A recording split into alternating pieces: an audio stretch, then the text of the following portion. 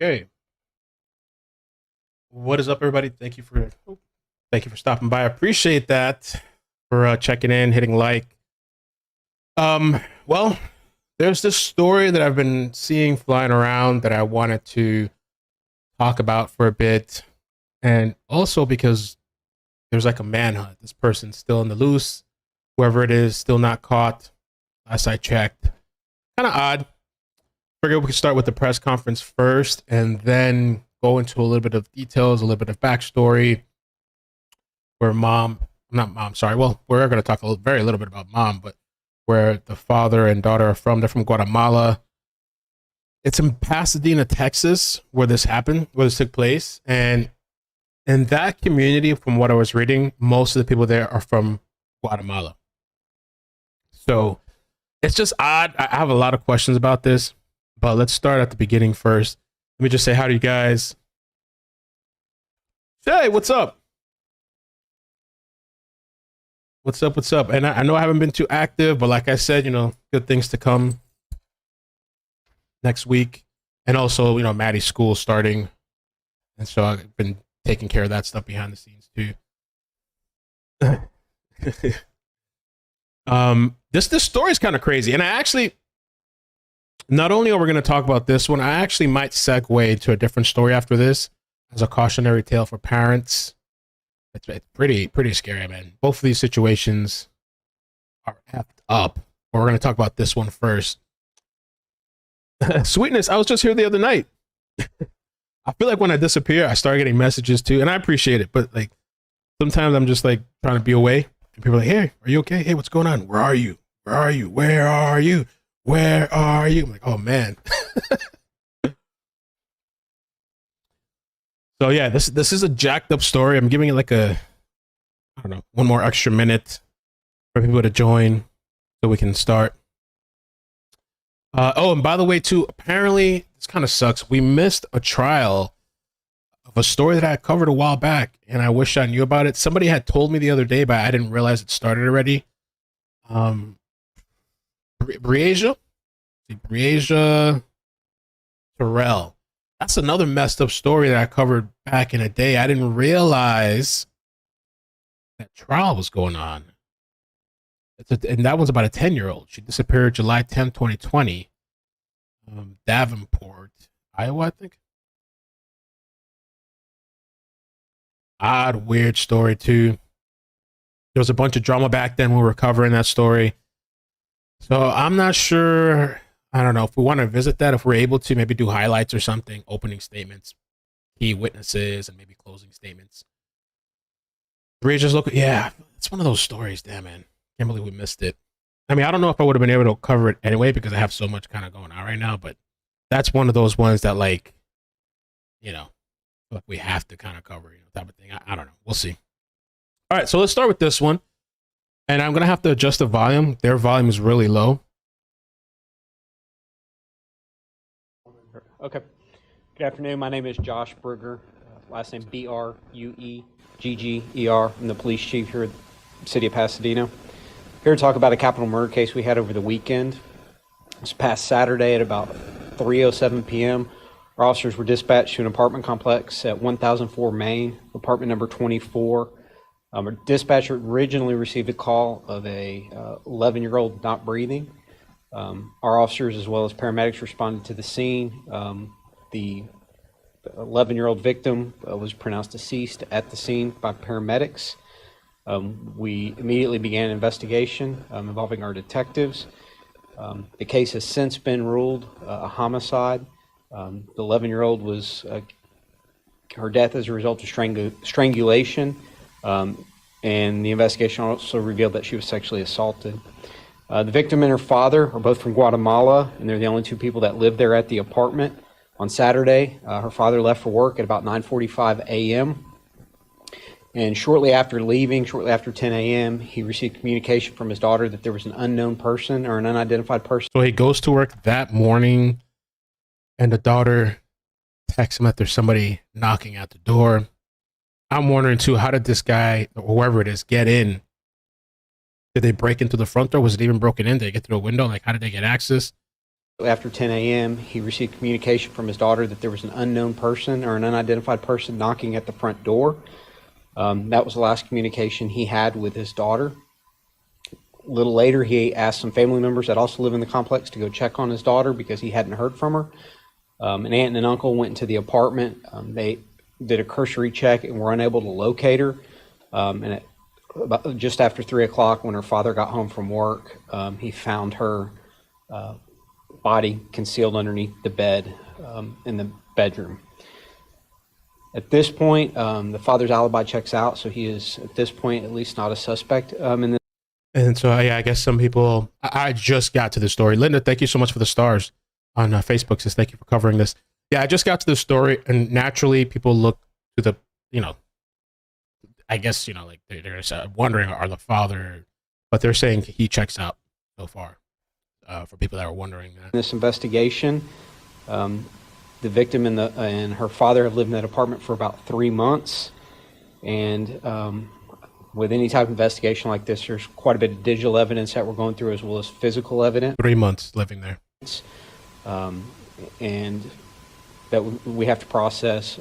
At this point, we do not have a suspect, but obviously this case is very important to us. Anytime you have a death of especially a child, one that's been sexually assaulted, very brutal, and obviously it's also taken a toll on our officers that were out there and made the scene. So I'll take any. That's pretty horrific. We're going to listen to the questions too, because sometimes you get little special nuggets from the questions that reporters are asking because they're out there locally, and sometimes they know about rumors and stuff, and they might ask to try to clarify. And I was wondering too, because we're going to look at some of the video clips, because there's video clips of dad talking. There's video clips showing the apartment area. From what I see, I saw cameras out there. So, are they working cameras? Did anybody see anybody coming or going? I would think so. They've been in that apartment complex or living at that apartment for 3 months. Had somebody been watching dad? Like, do they know his work schedule and stuff, when he leaves and when he's gone? Because literally it seems like that person started knocking 15 minutes after he left to go to work. I believe 9:45 they said he left, and at 10 there was knocks on the door. Is it somebody that they knew or somebody just in that neighborhood? Any questions that we have right now? Do you have a criminal profile, someone that you might be looking for, any sort of information? I know that you said you don't have a suspect, but when you look at... Flyer says allegedly the cameras are not working. Wow. I've known places like that they'll have cameras, but they're not actually even working. I used to work at a retail store one time that they had cameras that weren't working. They just had them there for the appearance that shit was being recorded. The type of crime, right. It could possibly put us in type of... Right. We're not there yet. This here? Do you have a criminal profile, someone that you might be looking for, any sort of information? I know that you said you don't have a suspect, but when you look at the type of crime, right. It could possibly put us in type of... Right. We're not there yet. We don't have any other crimes like this, but obviously it's a concern because clearly a very, very violent crime. Fortunately, this isn't something that's common. It was only the dad and the daughter, no one else. That's correct. As I understand it, the mother is still in Guatemala. Were they seeking asylum, or how they came? I do not know their legal status right now. As far as our investigation, that's the least of our concerns at this point. And we're going to talk a little bit about the backstory, because I think they had been here in this country, if I remember correctly, for like 3 or 4 years, I believe. And then I think they just moved into this apartment like 3 months ago. And then what I read from one of the articles as well is that most of the people in there are from Guatemala. And I guess they were talking about their status, which could be irrelevant, but also I know that because I remember there was a missing person story that I covered one time, that where I went to actually meet the family and we did a video for them and we helped them hand out flyers in Florida, North Florida. And the community that they were living in was like a migrant community. I think there was people there that were illegal living there too. The only thing I wonder about this is whoever did this, are they going to try to run out of the country, like over the border type of thing? I don't know. Or are they still there in that community?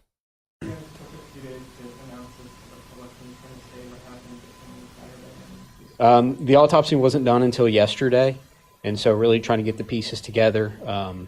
When I come stand before you, I want to have as many facts as I can, and so again, the autopsy not being done until yesterday is the reason we're putting it out today. Is this an apartment complex or not? It is an apartment complex, relatively small. There's a large Guatemalan population there in that apartment complex. And like I said, the family members that the father had called to come check on her, they live in the complex as well. And so it's a, I say a fairly close, community there.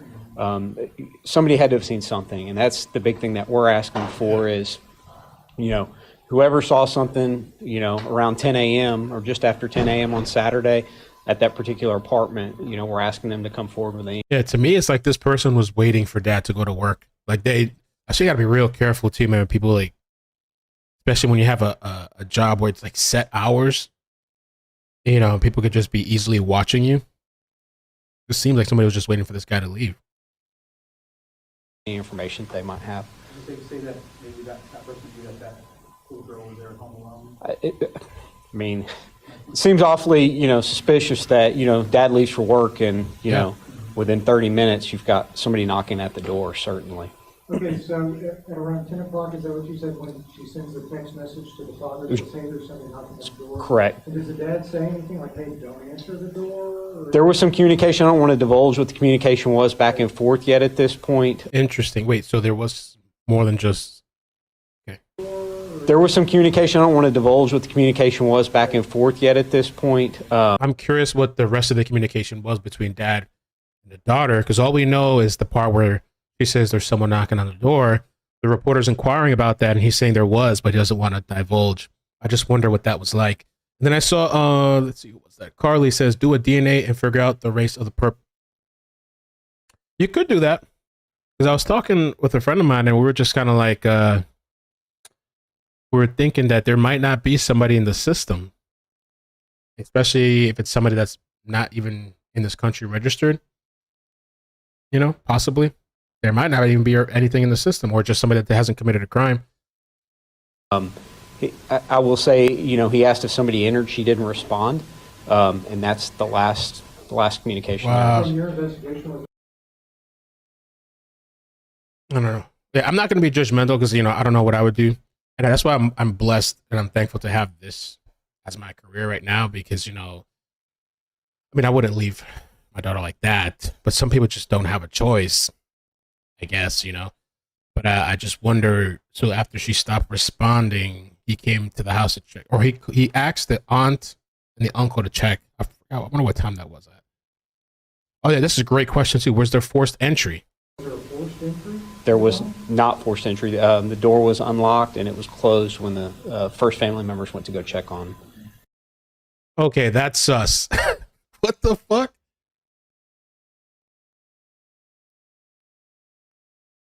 So did dad leave the door unlocked when he left? Or did the daughter possibly open the door for somebody? The last communication there From is. your investigation, was there a forced entry? There was not forced entry. The door was unlocked and it was closed when the first family members went to go check on. And you said that it's a very small complex, so Yeah. you described it. Correct. I mean, what are the odds that it could be somebody living in the complex still, or someone who's familiar with the complex?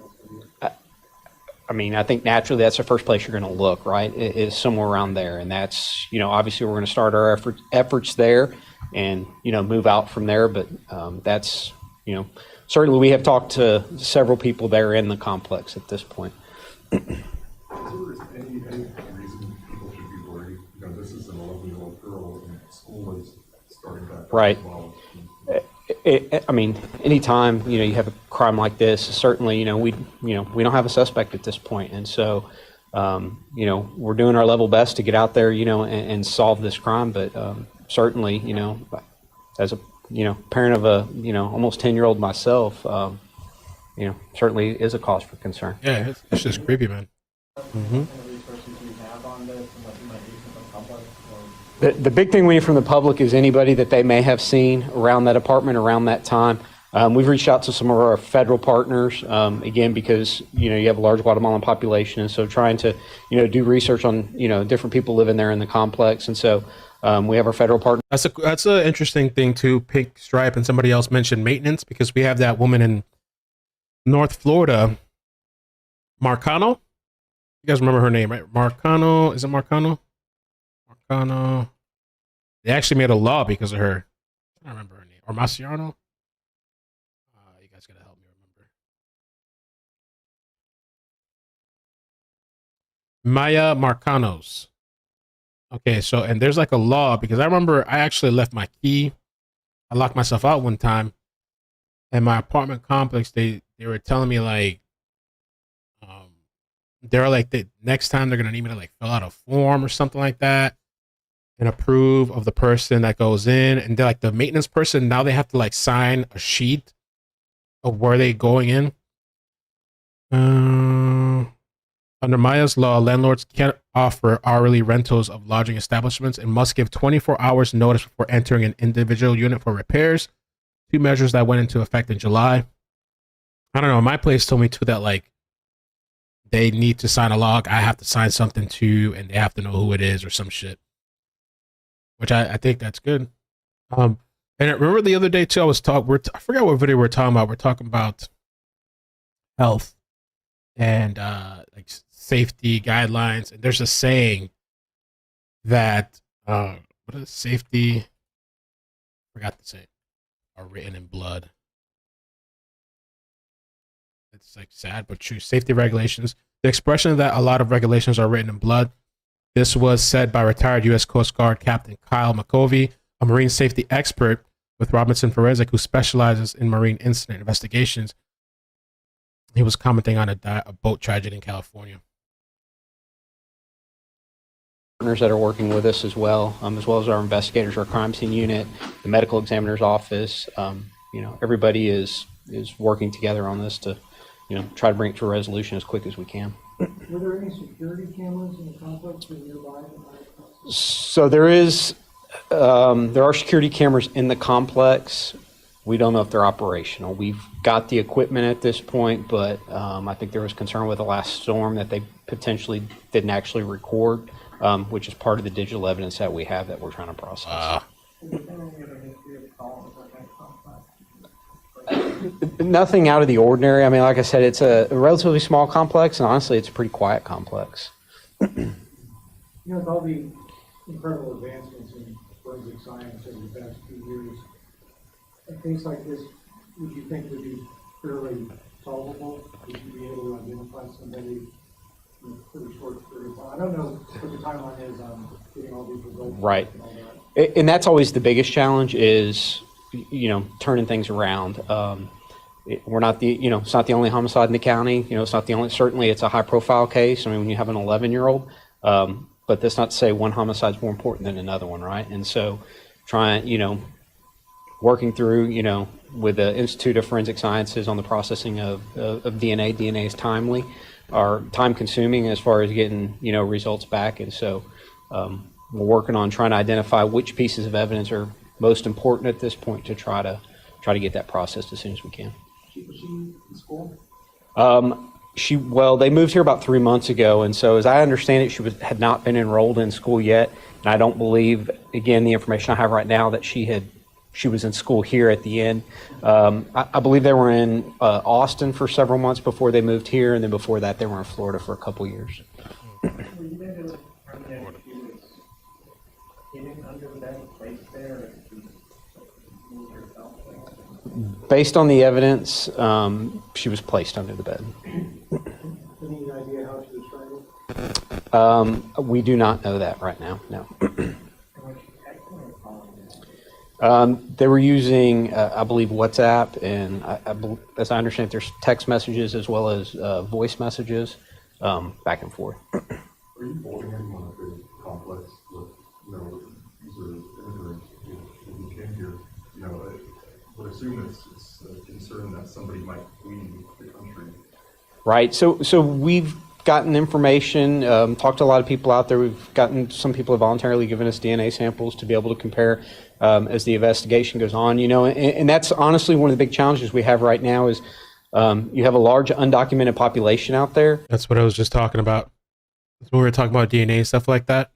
To find somebody in the system that, you know, probably hasn't been here that long or has a criminal history or anything like that. And so getting cooperation has been... Well, that's the other thing too, getting cooperation. Because I remember with that family too in North Florida, a lot of those people didn't want to talk to us. Cops already went through there. They definitely weren't fucking with cops. But then we went through there with the family, just handing out flyers, like, hey, if you have any information. A lot of them they're just reluctant. They don't even want to talk to you really, involving like a case or some shit like that. Been, you know, frankly, somewhat of a challenge. And that's, you know, I'm here to tell you right now, you know, immigration status on a case like that, it's neither here nor there. The important thing right now is solving this case and you know, getting the community safe. Do you know if she was strangled before she was sexually assaulted or after? I do not know the answer to that. We have also heard that there was head trauma as well. You need to ask this, but can you talk about the extent of the injuries? She was strangled, as we've mentioned. I'm also understanding there's some blunt force trauma to the head as well. Wow. But as far as that, I don't want to get into the other details or the other evidence right now. Blunt force trauma, strangulation, and SA. I don't, but I can get the answer for you. So other than traditional relatives that you know of? There's an aunt and uncle that live in the complex as well, because that's who the father had initially reached out to his nephew, who then told his mom, and the mom, which is the deceased aunt, went over to the apartment initially. She opened the door, thought things were out of place, and so she backed out of the apartment, got her husband, the deceased uncle. He then went into the apartment, looked around, didn't find her. So they said things were out of place. I guess more than out of the ordinary, or and so much so that the aunt had to call the uncle to come. And then they started looking in the complex, and then Dad, I guess because of his job, he was focused on his job. I would have dipped the fuck out. I know some people, you know, they're probably really scared or whatever. Maybe it's their only income. I would have hightailed it out of that shit. And it was about 1 o'clock on his lunch break when he had reached out to them to start, you know, hey, I haven't heard from my daughter. Can you see if you can go find her? And so when he got off work at 3 o'clock, he immediately went home and set everything in motion from there. Father's 32 years old. So at this point, you don't know whether she may have been strangled with hands or possibly literature or some device? Any idea between the two of them? I have an idea, but I'm not in a position that I'm ready to disclose that. Wow. Wow. Now I want to read you a little bit of the back information, and then there's a couple other video clips that we can watch because they show there's actually mom and dad talking. BL sent this to me. I think it's in Spanish though, so we'd have to try to translate. Let me get this backstory first, and then we'll look at some of the clips. I mean, horrible, despicable. Has this person done this before? Was it their first time? How long have they been watching? Does this person know them personally? So 11-year-old Pasadena girl was sexually assaulted and strangled at her home Saturday while her dad, Saturday, I thought it was Sunday. Saturday while her dad was at work. She has been identified as Maria Gonzalez from Guatemala. As of Tuesday, no arrests have been made. Person's on the loose, out there on the streets, or maybe sitting in one of those apartments, who knows. Police said they were called to an apartment complex on Main Street near Harris Avenue at about 3 p.m. when Maria's father, Carmelo Gonzalez, called 911. He came home from work and found his daughter's body wrapped in a trash bag and stuffed in a laundry basket that was put beneath her bed. Carmelo told police that he had left for work around 9:45 a.m., leaving his daughter home alone. A little later, he got a message from his daughter saying there was someone knocking at the front door. If they're knocking, I wonder if the girl opened the door, because if he was knocking, the door had to be, I'm assuming, had to be locked. Because they said they found no forced entry. So did the little girl open the door? I don't know. let him in. Carmelo never heard from Maria again, said police chief. I called and called and called, Carmelo said. That's the only thing. I wonder about the timing. I would just, I don't know, man, to wait that long. After, maybe he thought his daughter fell asleep. Berger said that about 1 p.m., Carmelo contacted family members who stayed in the same apartment complex and asked them to check on Maria. Maria's uncle and aunt both went to look for her, but said they couldn't find her inside the apartment. Police said Carmelo got off of work and made it home shortly. Why wouldn't they look under the... Man, I guess not everybody's just going to check under the bed, Police said Carmelo got off of work and made it home shortly after 3 p.m. That's when he found his daughter's body wrapped in a trash bag and stuffed in a laundry. I mean, I can't imagine, dude, like finding your own child like that. That was put underneath her bed.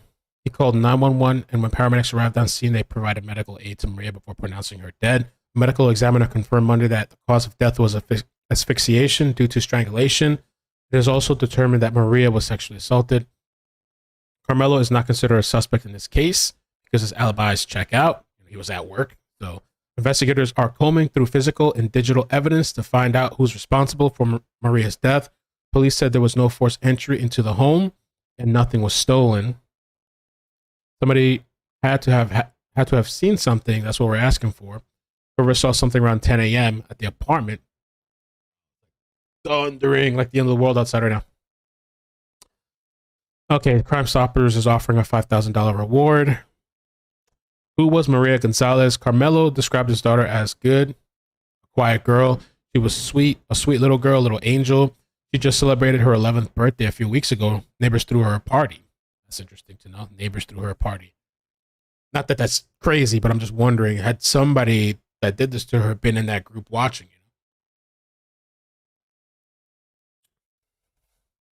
Carmelo and Maria had come to the U.S. from Guatemala 4 years ago and had been living out of an apartment complex for about 3 months. Police said Maria's mother is in Guatemala, and in fact, most of the residents who live in the apartment complex on the main street are from Guatemala. Police said they're trying to get all the neighbors in the apartment complex to cooperate with the investigation. But it's like he said, it's not the easiest thing to do. Was he? Amy? Chris Watts was also at work? Oh, shit. No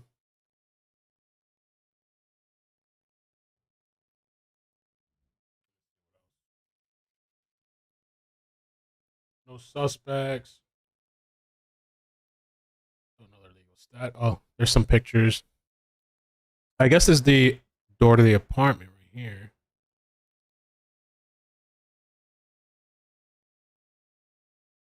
No signs of forced entry.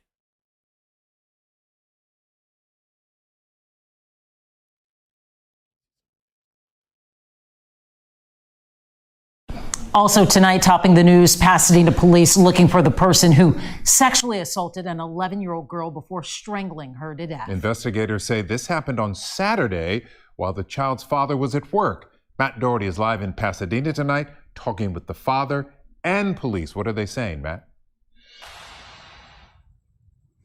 Lenimia, the father is devastated tonight. Tonight, police made it clear that he is not a suspect. In fact, he was the one who found his daughter beneath a bed on Saturday afternoon. Dispatcher just asked the subject who put the 11-year-old in a trash bag under the bed. We're very unclear on what's going on with this call split. On Saturday afternoon, See, like they have all these cameras, but I guess they're saying because of the recent storms that it probably wasn't recording. paramedics in Pasadena were sent to this apartment complex to help a child who was found not breathing. Little did they know they'd arrived at the scene of a horrific murder. Go ahead and get everybody out of the apartment, seal it off, and separate them. Beneath a bed was 11-year-old Maria Elena Gonzalez, her body wrapped in a trash bag, stuffed in a laundry basket. 1 day later, her autopsy would show she'd been beaten, sexually assaulted, and strangled. Very brutal, and, obviously it's also taken a toll on our officers that were out there and made the scene. She was a good, quiet girl, says Maria Elena's father, Carmelo Gonzalez, as we sat down with him today. He says it's been 4 years since he and his daughter came to the U.S. from Guatemala, and 3 months since they moved into this apartment complex. He tells us he left for work Saturday morning at about 9:45. Just after 10 a.m., his daughter sent him a message saying there was somebody knocking at the door. He told her not to open it. She said she wouldn't and that she would stay in her bed. It was the last communication he would get from his daughter. I called and called and called, her father said, but she didn't answer me. Gonzalez called his brother and sister-in-law, who also live at the complex, asking them to go check on her. When they got to the unit, the door was open and they didn't see the girl. Gonzalez was the one who found his daughter. The door was open? To the unit, the door was open and they didn't see the girl. Gonzalez was the one who found his daughter when he got home after he looked under the bed. Now police say they're on the hunt for a dangerous child killer. They're still awaiting the results of forensic tests, but so far have no suspects. Police say there was no forced entry, and security cameras at the complex may not have been working at the time of the murder. She was a sweet little girl, little angel, and tonight neighbors react to the killing. They tell us they threw a party for Maria Elena just a few weeks ago when she celebrated her 11th birthday. Now they're afraid for their own children. To bring my daughter over here, no. And I'm just scared, like going to work and what's going to happen. Like, no, I don't want to think like that, but I don't feel safe here. Pasadena police say nothing was taken from the home during the crime. They're asking anyone with information to give them a call tonight.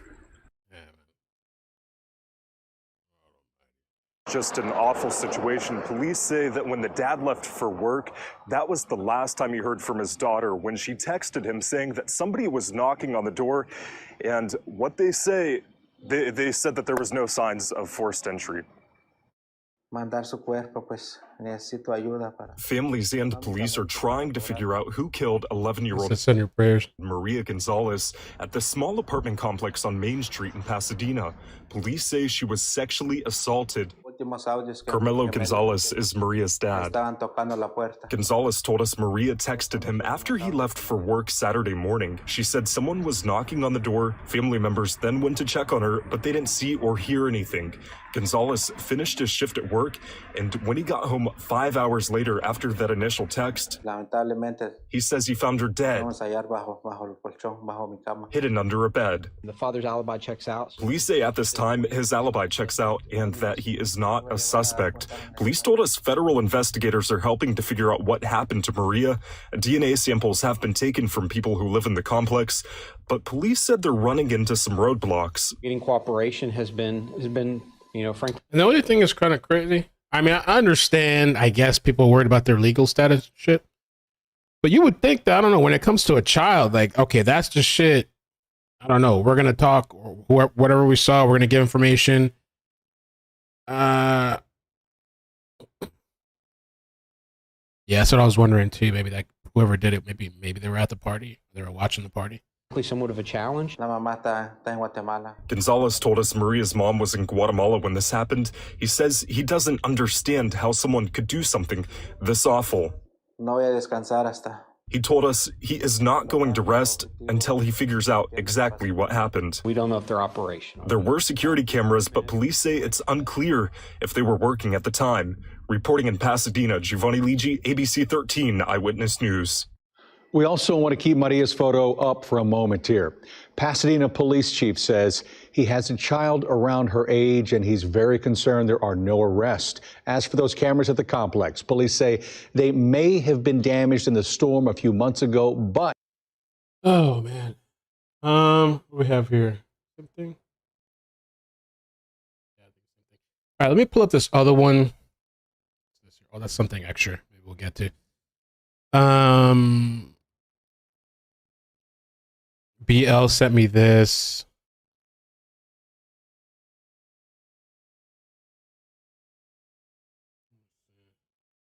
En su apartamento de Pasadena hace unos días habló desde su natal Guatemala en exclusiva para Telemundo Houston. Juan José. Last time Telemundo tried to claim the videos. Rodas tiene las declaraciones verdaderamente desgarradoras y nuevos detalles de cómo familiares junto a su padre encontraron precisamente a la niña después de su trágica muerte. Juan. Guillermo, desgarradoras son las declaraciones, tal y como bien lo dices tú y por supuesto Ingrid. Esta mujer asegura estar padeciendo una enfermedad cardíaca. Fue una de las razones por la cual decidió que su hija mayor y su esposo emigraran a los Estados Unidos hace varios años, sin imaginar. What you say? Oh, the talk is, I don't even understand this shit. The Spanish? Cardíaca. Fue una de las razones por la cual decidió que su hija mayor y su esposo emigraran a los Estados Unidos. Okay, the oldest daughter, one of the reasons why the oldest daughter and the husband left the United States. Esta mujer asegura estar padeciendo una enfermedad cardíaca. Fue una de las razones por la cual decidió que su hija mayor y su esposo emigraran a los Estados Unidos. Okay, so I guess mom had cardiac problems or whatever, and so it was one of the reasons why the dad and the older daughter went Estados Unidos hace varios años, to the United States a couple years ago. sin imaginar que todo esto, este viaje de mejoría, dicen, terminaría en esta barbarie.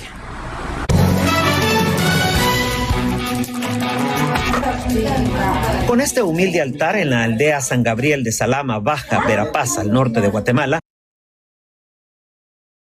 Madre pide que Dios perdona a los asesinos de su hija. Mom asks for God to forgive the assassins of her daughter.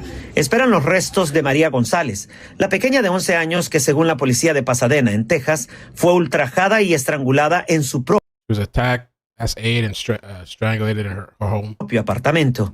Sí, lo estamos esperando y estamos pidiendo mucho a Dios que We're waiting and asking for God. la gente de buen corazón nos ayude y repatriar el cuerpo de mi hija. A esta madre But the people help us out. de dos pequeñas le quedó solo la menor de ellas en Guatemala. So that's the younger daughter that stays. So the mom and the younger daughter are in Guatemala.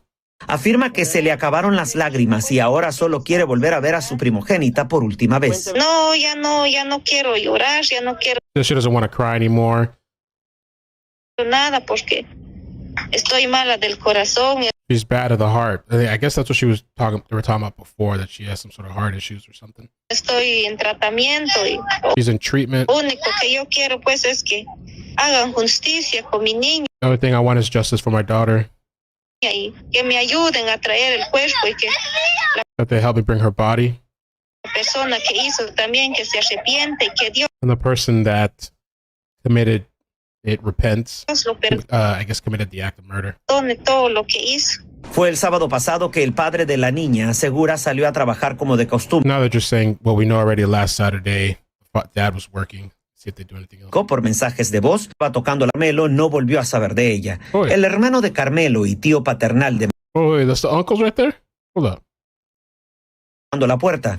Luego don Carmelo no volvió a saber de ella. El hermano de Carmelo y tío paternal Okay, so that's the dad and uncle. de María vive cerca con otros familiares. Este fue a buscarla al llamado Bueno, el hermano y el tío. What? Isn't that the same shit? paternal de María vive cerca con otros familiares. Este fue a buscarla al llamado de su hermano. Sentí algo diferente cuando más abrí la puerta. Dije yo, So this is the uncle. He said, I felt something different when I opened the door. ¿qué pasaría aquí? And I was wondering what happened here. Porque había los café y azúcar botado There was coffee and sugar like thrown over the floor. en el sofá. On the sofa. Llegar su hermano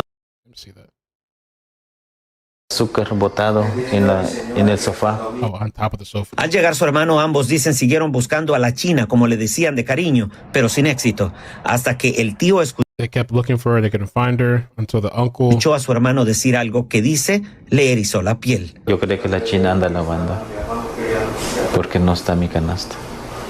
Y viene y lo han abrocado la ropa ahí y en la canasta metieron la niña. They're talking about the basket that the clothes was taken out. You see? La ropa ahí y en la canasta porque no está mi canasta. Y viene y lo han abrocado la ropa ahí. So he couldn't find the laundry basket, I think, and the clothes was thrown out, I believe. Y en la canasta metieron la niña. And in the basket, they put the child. Y metieron una bolsa y metiendo bajo la cama. And they put her in a bag. Ambos padres hoy se dirigen directamente al asesino de su pequeña. ¿Cuál era su objetivo para hacerme ese daño? What was your motive? He's asking the killer, and what was your motive to do that harm, to do that harm to me? Peormente a una niña pequeñita. A little girl. La persona que hizo eso, yo creo que tal vez ya no tiene sentimientos. The person that did that, she feels that they don't have probably any kind of feelings or emotions. Y por si lo tiene, y si tiene familia o tiene hermanas o hermanos. And if you have any family like brothers or sisters, Que piense, que se entregue, porque nosotros lo que queremos es justicia. to think about that because we just want justice. Yeah, that's it. I did a horrible job. Sorry. I don't know. It's a thick accent. All right. Let me see what else. A reward being offered. We know about that, the $5,000. Okay, so that's mom and the other sibling in Guatemala. Oh yeah, we should watch this video. Check this out.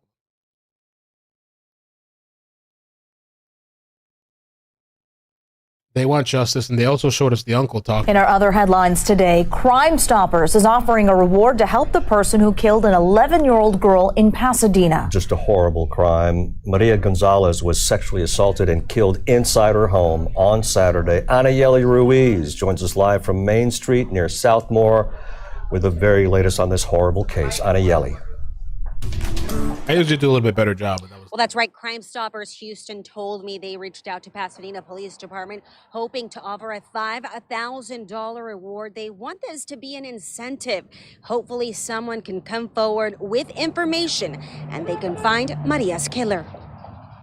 Residents at this small apartment complex in Pasadena are still shaken. Mad and sad. Wanted to cry because I seen her. This after 11-year-old Maria Gonzalez was found dead on Saturday morning. Her father had left for work at around 9:45 a.m. Investigators say shortly after, Maria sent her father a message letting him know someone was at the door. Carmelo Gonzalez says he told his daughter not to answer.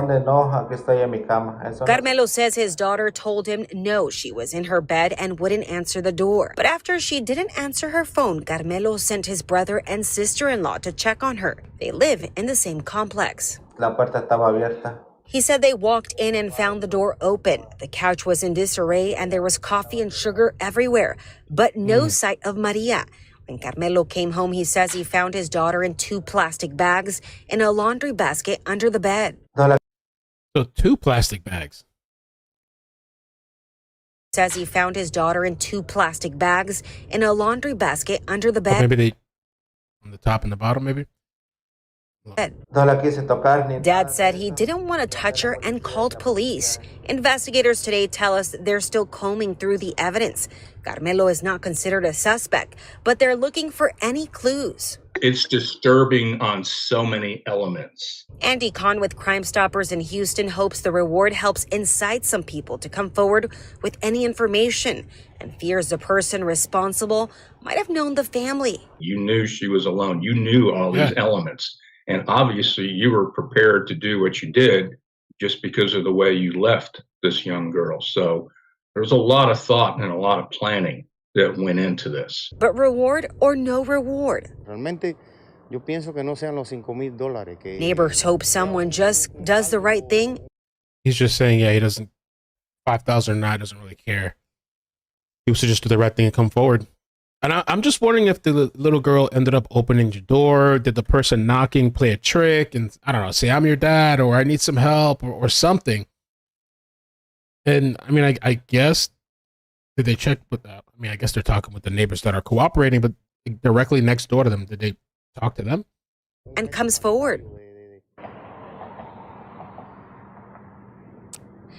Now, Maria does have a mother and a 7-year-old sister that live in Guatemala.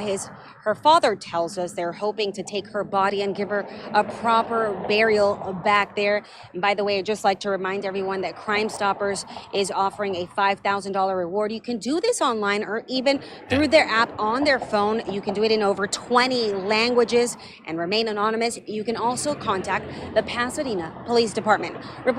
Yeah, maybe just call an anonymous if anybody knows something over there. All right. So yeah, I just want to share that horrible story. The other thing I kind of wanted to segue to, just for a little bit. I don't know, the whole thing with this, I mean, I hope this person's caught. It's very, I mean, everybody should want that person out of their community, want them caught and arrested. Now this other thing is kind of crazy too, a little bit crazy. This was about a kid.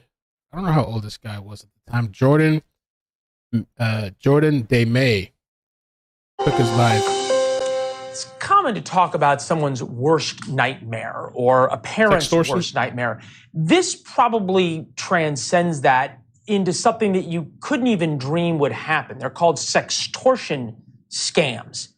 And one family is now talking about what happened to them and their son.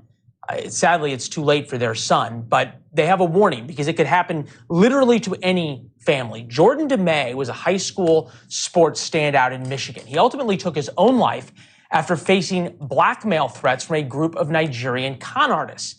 They posed as a girl his age online and through various conversations tricked him into sending nude pictures. And these people have kind of advanced their scamming techniques. They'll have conversations with you, pretend to be a woman. They'll even have like these, I don't know if they have like filters or something that it looks like a woman. Or I don't even know if they pay a woman to do something just to pull you in, just to get a picture of you. And then they'll try to extort you and be like, if you don't give us this amount of money, we're going to send these photos and pictures to your family, your friends. We're going to post it on social media. Stuff like that. Once they got the pictures of him, they threatened to post them online unless he paid them $1,000. Quote, just pay me right now and I won't expose you. Just pay me right now. I can send you this nudes to everyone and also send your nudes until it. And by the way, I think it's the FBI. Just they say never give in, like never be like, okay, I'm going to pay you the $1,000 or whatever amount it is, because really they could just turn around and be like, come a week later or a month later and be like, you know what? Now we want 2,000 or whatever, goes viral. And the thing with this is that when they target young people like this, you know what I'm saying? I just think that they're more susceptible and worried about like, oh man, they're going to send this out to my family and shit, my family and friends. Those are alleged texts from the suspects in Nigeria. Now, 3 men are facing extradition to the United States. They're amazing. I love that they hauled their asses over here to charge them. They look evil too. They all look evil and shit. I'm glad they hauled their asses here to the U.S. accused of crimes related to sexual extortion, blackmail of more than 100 young men and teenage boys in the United States. Wow. So they've really been raking in the money. Say 100 people are more than 100 facing people? extradition to the United States. They're accused of crimes related to sexual extortion, blackmail of more than 100 young men and teenage boys in the United States. Former FBI agent Tracy Walder told us last week cases of this sextortion, blackmail with nude photographs of men are starting to explode worldwide. Oh, sorry. I do think you have to be more aggressive, but the bottom line is that comes down to intelligence collection, right? People on the ground, FBI agents on the ground, CIA, quite frankly, on the ground, gathering intelligence to know who these individuals are. And I do think we need to be harvesting better assets in Nigeria, quite frankly, to get ahead of some of these scams, because you're right, this is just the tip of the iceberg. There's hundreds, if not thousands more. Right, of just this kind of scam in. Wow. And you got to think too, some of these people, these people are underage. 32 million reports. Wow.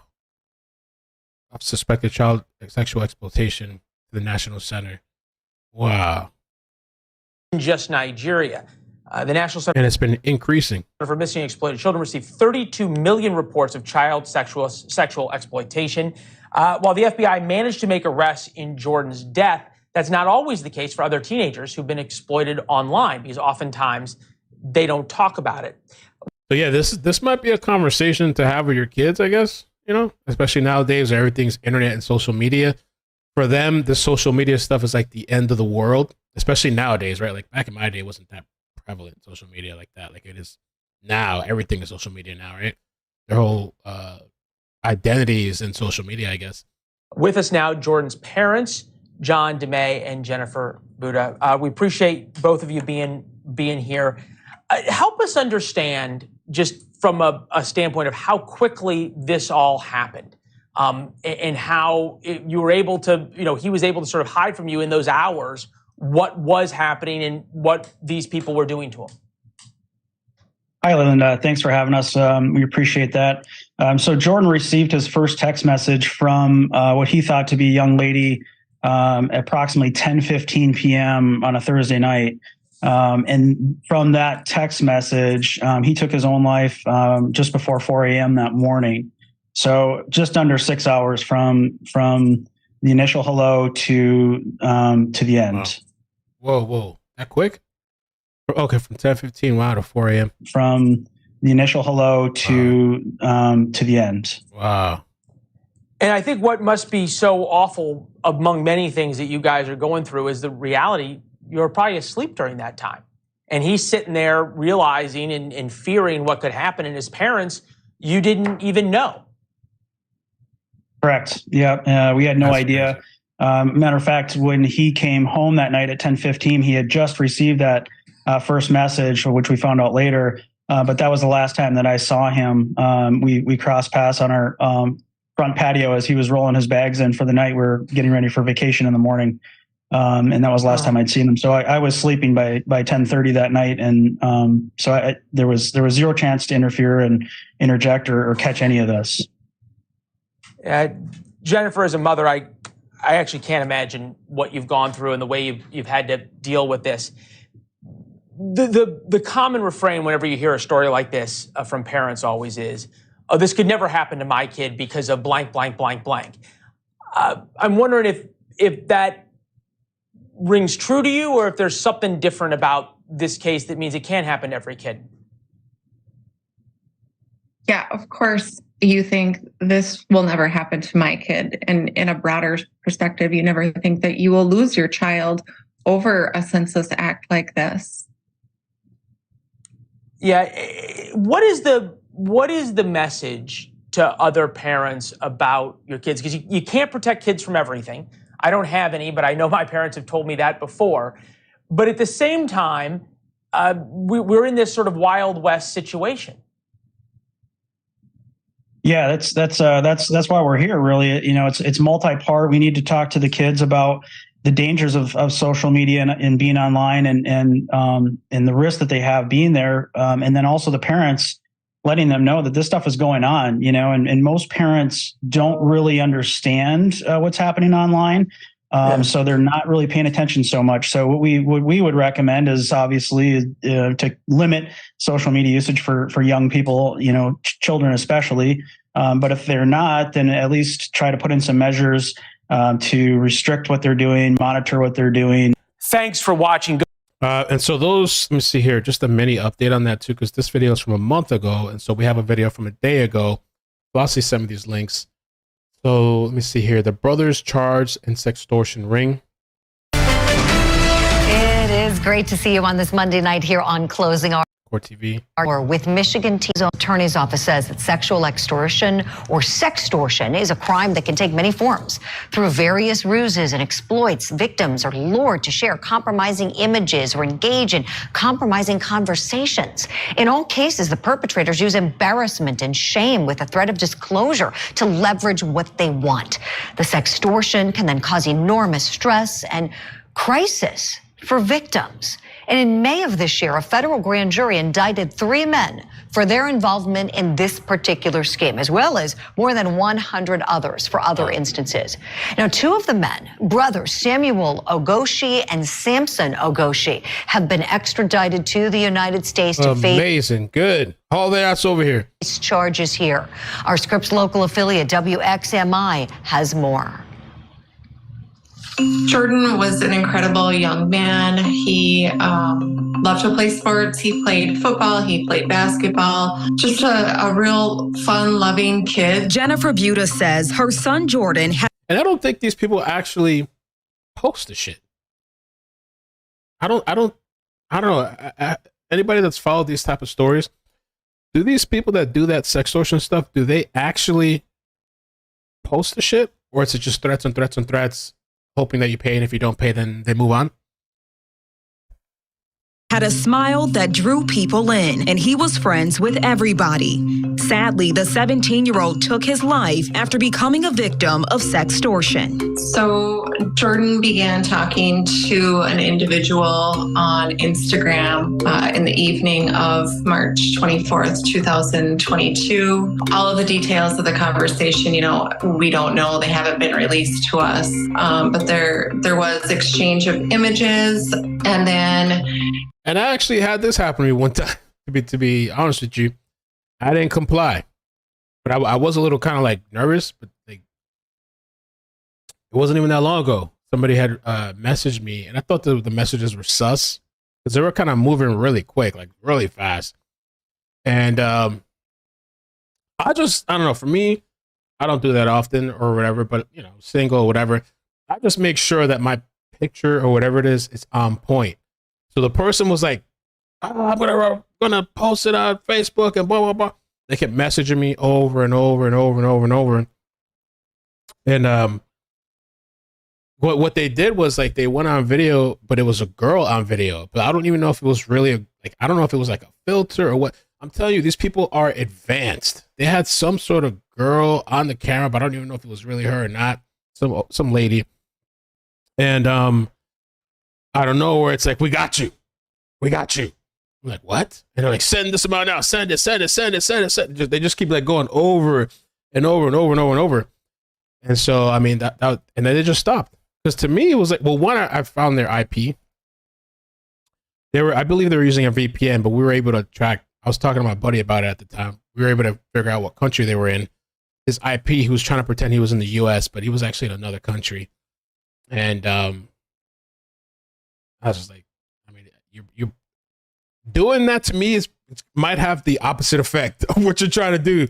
So like, I wasn't that stressed out about it, but of course I don't want like my family and friends to get that. I don't want my stuff out like that, But I mean, I at some point I was like, fuck it, go ahead, go for it, I don't know. But yeah, they didn't do anything. The suspects allegedly asked Jordan for money. She says they asked him for $1,000. He sent them $300, and they asked for more money. You see, that's the thing, and of course he's not going to know. I guess that's why it's important to talk. It's like a weird conversation, but I guess you have to have it with kids, especially teens. I guess about the dangers of this online shit. And I know I read somewhere, because I was looking it up, they say never give in to these people's demands because they're just going to keep asking for more. Jordan at some point in the early morning hours of March 25th, 2022, said that he was going to kill himself. And the suspects told him, go ahead and kill yourself. And if you don't, I will make you do it. Oh, wow. I was laughing at the message in the chat. So these people actually the people actually told him to kill himself? Go ahead, and suspects told him, go ahead and kill yourself. And if you don't, I will make you do it. The Nigerian nationals allegedly responsible, 22-year-old Samuel Ogashi and 20-year-old... Yeah, be careful when you say that kind of shit too, because the person might actually do it. Samson Ogashi were extradited to the U.S. Saturday after being indicted for an international sexual extortion ring. The extradition proceedings of a third defendant, 19-year-old Ezekiel Roberts, is underway. The indictment alleges that these defendants targeted more than 100 victims, both minors and adults. One of the victims in this case was 17-year-old Jordan DeMay from Marquette, Michigan, who tragically took his life as a result of this crime. The indictment includes 4 counts, including conspiracy to sexually exploit minors, conspiracy to distribute child pornography, and conspiracy to commit stalking through the internet. Samuel Ogashi is also charged with sexual exploitation and attempted sexual exploitation of a minor resulting in death, and could face up to life in prison. Nigerian officials have separately charged 3 other individuals who they say were a part of a larger criminal scheme. So they're being transferred to the holding facility here in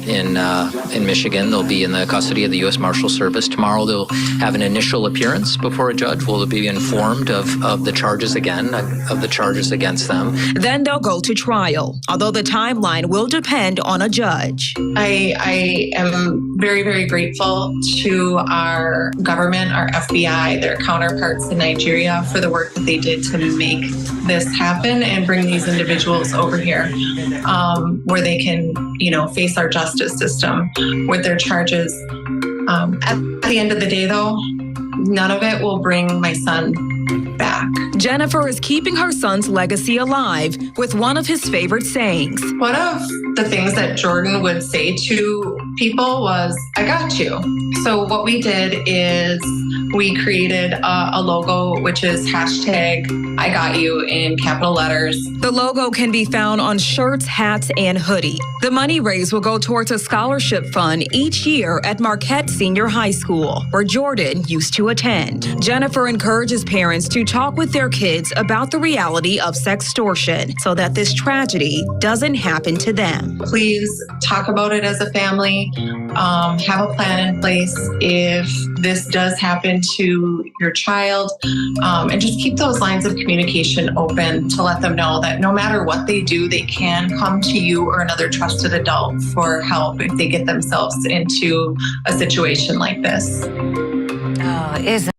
All right, yeah, so I wanted to squeeze in that story, another messed up story. Flossie sent me that one, but I thought it might be good to at least tell people about it for whoever doesn't know about that, or if you have kids, just to, be careful with these people online targeting.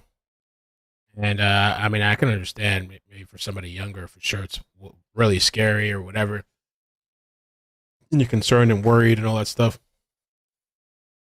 And yeah, they really will pressure you. They'll pressure you, and they'll basically what it is they'll try to trick you to sending nude photos or whatever, and then they'll try to extort you. So they'll try to say like, oh, if you don't send it, pay me this, or I'm going to post this online, or I'm going to send it to your friends or whatever. And they'll just really, really try to pressure you and try to fear you. And so I think like a younger, more impressionable mind is more susceptible to this. Though of course it could happen to older people as well, but maybe older people are not going to be give in too much as a younger person might.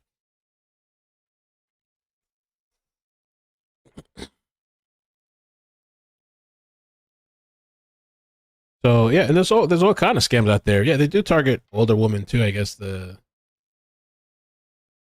shows that you see on YouTube. Patty cakes. So yeah, I appreciate you guys coming through today. A short stream that we actually got a lot in for an hour. I will keep you guys posted, I guess, for what's to come. If there's any chases, of course, I'll jump on. And I need to go get some more school supplies. The last bit, like 3 or 4 more things for school supplies. And then I'll be good to go. Yeah,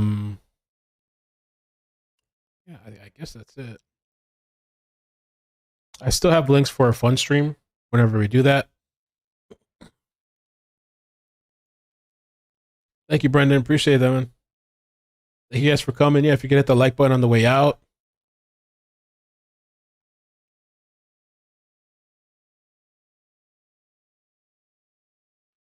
Be safe.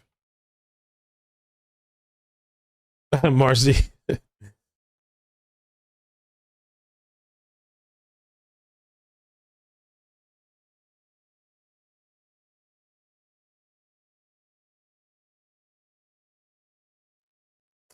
Bye. Thank you guys. Take care.